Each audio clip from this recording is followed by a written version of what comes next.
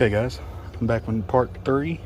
I had to grab this stub tool because that screwdriver that I used for that side ain't gonna really cut it on this side because you ain't really got much room to work with.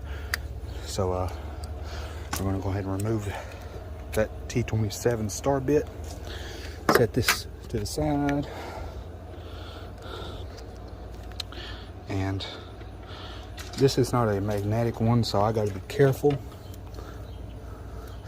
Make sure it's on there correctly. Come on now. It's very hard, especially when you don't know where you're at. Okay, got it. Gotta get it right there.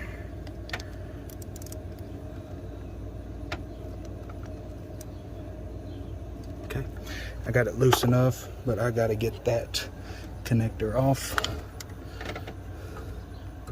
I think that I have a special tool for that. I'll walk over here.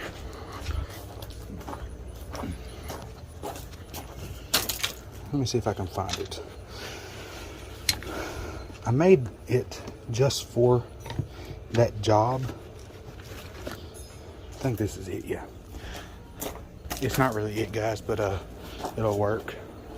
As long as I can get something small enough down in there to pry that connector up.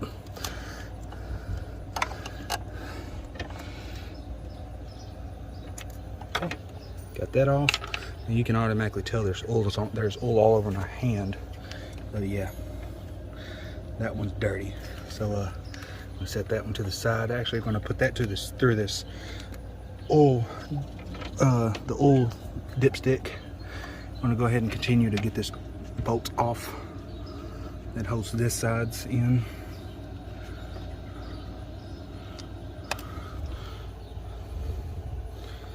I'm going to set that in our parts tray,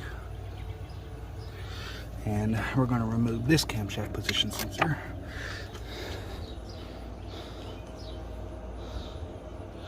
But yeah, as you can tell, there's oil coming through there. And it's definitely not supposed to be doing that. Whew, it's hot, guys. But that's all that I got for part 3 of this video. Part 4 is going to be spraying this connector out and putting it all back together. And I'll see y'all next video on part number 4.